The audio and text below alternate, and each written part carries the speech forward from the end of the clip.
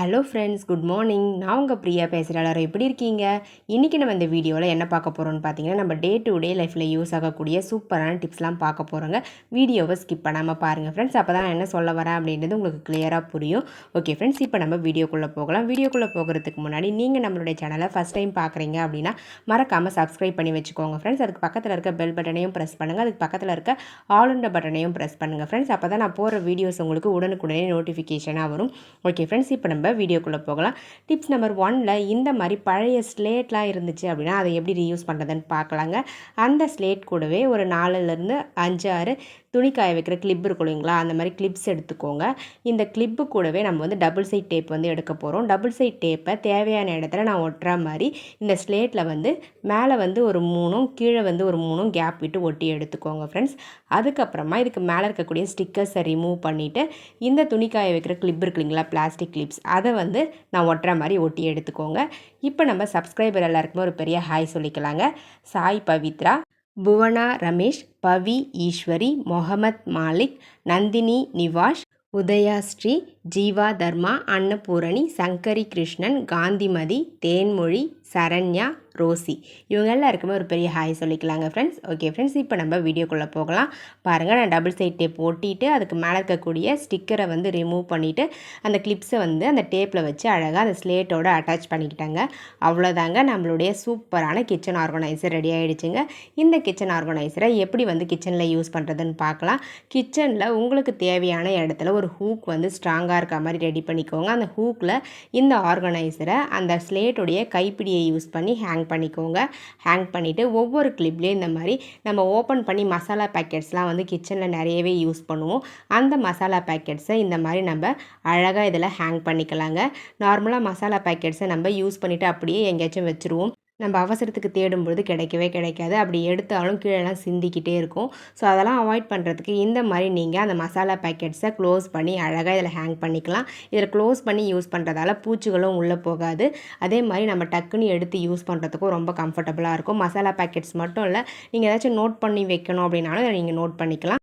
இப்போ நம்ம tips number 2 பார்க்க போகிறோம். டிப்ஸ் நம்பர் 2ல் இந்த மாதிரி உங்கள்கிட்ட யூஸ் பண்ணாமல் ஏதாச்சும் பிளேட்ஸ் வந்து வச்சுருக்கீங்க அப்படின்னா ஒரு 2 பிளேட் வந்து ஒரே சைஸில் இருக்க மாதிரி பார்த்து எடுத்துக்கோங்க.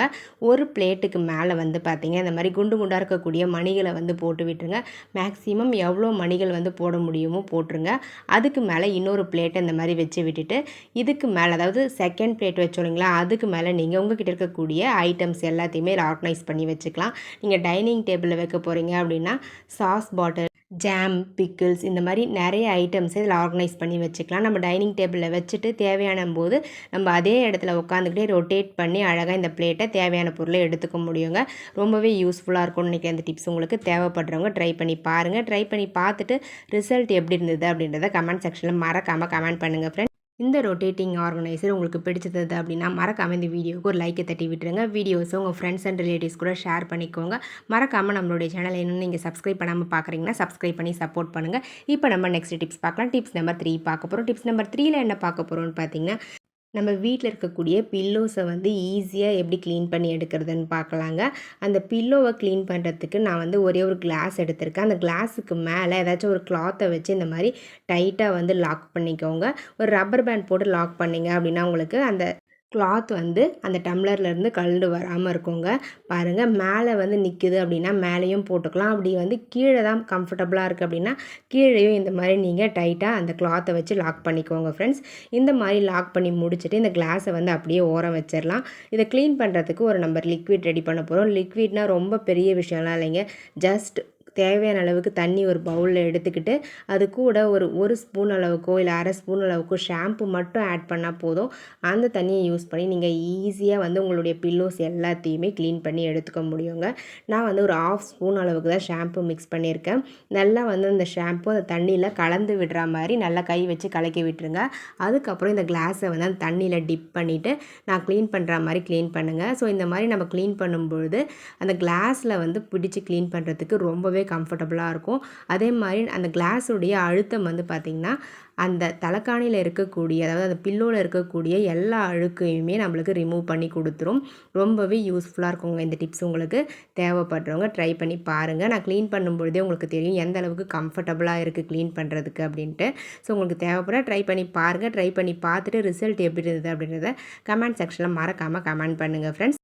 பில்லோ வந்து எவ்வளோ அழுக்காக இருந்தாலுமே இந்த டிப்ஸை பயன்படுத்தி நீங்கள் க்ளீன் பண்ணிங்க அப்படின்னா உங்களால் ஈஸியாக எல்லா அழுக்கையுமே ரிமூவ் பண்ணி எடுக்க முடியுங்க. பாருங்கள், நான் க்ளீன் பண்ணி முடிச்சிட்டேன். இதுக்கப்புறம் நல்லா வெயிலில் வந்து இந்த பில்லோவை காய வச்சு எடுத்து வச்சுருங்க. அவ்வளோதாங்க. உங்களுக்கு தேவைப்பட்ட நீங்களும் இதே மாதிரி ட்ரை பண்ணி பாருங்கள். இந்த மெத்தடை யூஸ் பண்ணி நீங்கள் பில்லோ மட்டும் இல்லைங்க, சோஃபாவையும் க்ளீன் பண்ணி எடுக்க முடியும். சோஃபா க்ளீன் பண்ணுறதுக்குமே இந்த டிப்ஸ் வந்து ரொம்பவே யூஸ்ஃபுல்லாக இருக்குங்க. உங்களுக்கு எப்படி தேவைப்படுதோ அந்த மாதிரி யூஸ் பண்ணிக்கோங்க. இப்போ நம்ம நெக்ஸ்ட் டிப்ஸ் பார்க்கலாங்க. டிப்ஸ் நம்பர் 4 பார்க்க போகிறோம். டிப்ஸ் நம்பர் 4ல் நம்ம வீட்டில் மணக்கட்டெல்லாம் வந்து ரொம்ப நாளாக யூஸ் பண்ணாமல் அப்படி வச்சுருக்கோம் அப்படின்னா அந்த மணக்கட்டையை எப்படி ரீயூஸ் பண்ணுறதுன்னு தான் இந்த டிப்ஸில் பார்க்க போகிறோங்க. நான் வந்து பெரிய சைஸ் மணக்கட்டையை தான் எடுத்திருக்கேன். ஸோ இந்த மணக்கட்டைக்கு மேலே வந்து கவர் பண்ணுறதுக்காக ரைஸ் பேக்கை வந்து தேவையான அளவுக்கு கட் பண்ணி எடுத்துக்கிறேங்க. ஸோ ரைஸ் பேக் போட்டோம் அப்படின்னா தண்ணி வந்து அந்த மணக்கட்டையில் படாமல் இருக்கும். ஸோ அதனால் வந்து சீக்கிரமாக கெட்டு போகாமல் இருக்கும் அந்த மணக்கட்டை. ஸோ இப்போ நம்ம அதுக்கு மேலே ரைஸ் பேக்கை கட் பண்ணி போட்டாச்சு.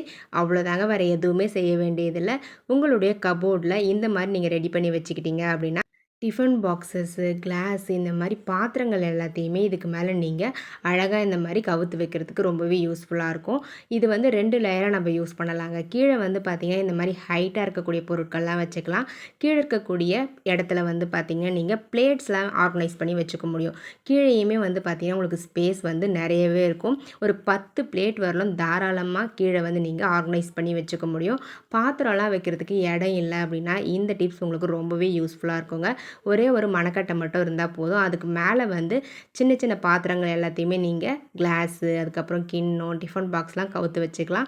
கீழே இருக்கக்கூடிய அந்த ஸ்பேஸில் வந்து பிளேட்ஸ்லாம் ஆர்கனைஸ் பண்ணி வச்சுக்கலாங்க. ஸோ இதை வந்து நீங்கள் ஏதாச்சும் ஒரு கபோர்டில் வச்சு நீங்கள் யூஸ் பண்ணிங்க அப்படின்னா இன்னுமே ரொம்பவே கம்ஃபர்டபுளாக இருக்கும், பார்க்கவும் நீட்டாக இருக்கும். நான் வந்து நார்மலாக வந்து கிச்சன் மேடையில் தான் வச்சு உங்களுக்கு காமிச்சிருக்கேன். இதுவே வந்து பார்த்திங்கன்னா எவ்வளோ அழகாக க்யூட்டாக இருக்குன்னு பாருங்கள் ஃப்ரெண்ட்ஸ். ரொம்பவே யூஸ்ஃபுல்லாக இருந்திருக்கும்னு நினைக்கிறேன். உங்களுக்கு தேவைப்படுறவங்க ட்ரை பண்ணி பாருங்கள். இப்போ நம்ம நெக்ஸ்ட் டிப்ஸ் பார்க்கலாங்க. டிப்ஸ் நம்பர் 5 பார்க்க போகிறோம். டிப்ஸ் நம்பர் 5ல் என்ன பார்க்க போகிறோன்னு பார்த்தீங்கன்னா சூப்பரான ஒரு டிப்ஸ் பார்க்க போகிறேங்க. இந்த டிப்ஸ்க்கு ஒரு பவுல் எடுத்துக்கோங்க. அந்த பவுலில் ஒரே ஒரு கற்பூரத்தை நல்லா கையிலேயே வந்து நசுக்கி பொடியாக்கி இந்த பவுலில் வந்து நம்ம ஆட் பண்ணிக்கலாம். லைட்டாக இந்த மாதிரி நீங்கள் கொஞ்சம் கொஞ்சமாக போட்டு தூள் பண்ணிங்க அப்படின்னா ஈஸியாக தூள் ஆகிடும். இந்த கற்பூரத்தை அப்படியே வச்சு ஏதாச்சும் இடிச்சிங்க அப்படின்னா உங்களுக்கு கட்டி கட்டியாக ஆகிடும். ஸோ அதனால் கையிலேயே கொஞ்சம் கொஞ்சமாக இந்த மாதிரி புட்டு நீங்கள் தூள் பண்ணி எடுத்துக்கோங்க ஃப்ரெண்ட்ஸ். அழகாக தூள் பண்ணி முடித்த பிறகு இது கூட இன்னும் ஒரு பொருள் நம்ம ஆட் பண்ணிக்க போகிறோம். கொஞ்சமாக 1/4 ஸ்பூன் அளவுக்கு சால்ட் இருந்தால் போதும். ஸோ சால்ட்டை வந்து தேவையான அளவுக்கு ஆட் பண்ணிக்கோங்க. நிறைய சால்ட் வந்து ஆட் பண்ணிடாதீங்க. நான் பாருங்கள் 1/4 ஸ்பூன் அளவுக்கு தான் சால்ட் ஆட் பண்ணியிருக்கேன். இது கூட ஒரு கிளாஸ் அளவுக்கு தண்ணி மட்டும் ஆட் பண்ணிக்கலாங்க.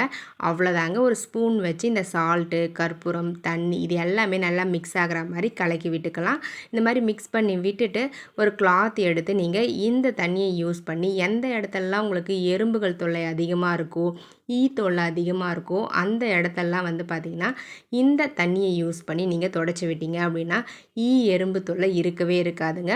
சுத்தமாக ரிமூவ் ஆகிடும். ரொம்பவே யூஸ்ஃபுல்லாக இருக்கும்னு நினைக்கிறேன் இந்த டிப்ஸ் உங்களுக்கு. இந்த டிப்ஸை வந்து நீங்கள் கிச்சன் மேடையிலையும் ட்ரை பண்ணலாம். அப்படி இல்லைனா டைனிங் டேபிளில் வந்து பார்த்திங்கன்னா நம்ம சாப்பிட்டு முடிச்ச பிறகு நிறையவே முச்சிக்கிட்டே இருக்கும். ஸோ அந்த டைனிங் டேபிளை க்ளீன் பண்ணுறதுக்கு இந்த லிக்விடை யூஸ் பண்ணி க்ளீன் பண்ணி பாருங்கள். உங்களுக்கு சூப்பராக வந்து ரிசல்ட் கிடைக்கும். எறும்பு வரவே வராதுங்க டைனிங் டேபிளில். நீங்கள் ஒரு 2-3 கிளாஸ் அளவுக்கு இந்த லிக்விடை ரெடி பண்ணி ஒரு ஸ்ப்ரே பாட்டிலில் ஊற்றி வச்சுக்கிட்டீங்க அப்படின்னா நீங்கள் ஒரு 10 டேஸ் வரலும் தாராளமாக இந்த லிக்விடை வச்சு நீங்கள் யூஸ் பண்ணிக்கலாம். அதுக்கப்புறம் தீர்ந்து போச்சு அப்படின்னா மறுபடியும் இந்த லிக்விடை நீங்கள் ரெடி பண்ணி யூஸ் பண்ணிக்கலாங்க. இந்த டிப்ஸ் எல்லாருக்குமே ரொம்பவே யூஸ்ஃபுல்லாக இருக்குங்க. தேவைப்படுறவங்க ட்ரை பண்ணி பாருங்கள். ட்ரை பண்ணி பார்த்துட்டு ரிசல்ட் எப்படி இருந்தது அப்படின்றத கமெண்ட் செக்ஷனில் மறக்காமல் கமெண்ட் பண்ணுங்கள் ஃப்ரெண்ட்ஸ். நிறைய பேர் வீடியோஸ் பார்க்குறீங்க, பட் லைக்கும் பண்ண மாட்டேங்கிறீங்க, ஒரு சப்ஸ்கிரைபும் பண்ண மாட்டேங்கிறீங்க, வீடியோஸை ஷேரும் பண்ண மாட்டேங்கிறீங்க. ஜஸ்ட் நீங்கள் ஒரு லைக் ஆச்சும் பண்ணுங்கள். பிடிச்சிருந்து அப்படின்னா லைக் பண்ணுங்கள். அப்போ தான் எனக்குமே வீடியோஸ்லாம் அப்லோட் பண்ணுறதுக்கு கொஞ்சம் இன்ட்ரெஸ்டிங்காக இருக்கும்.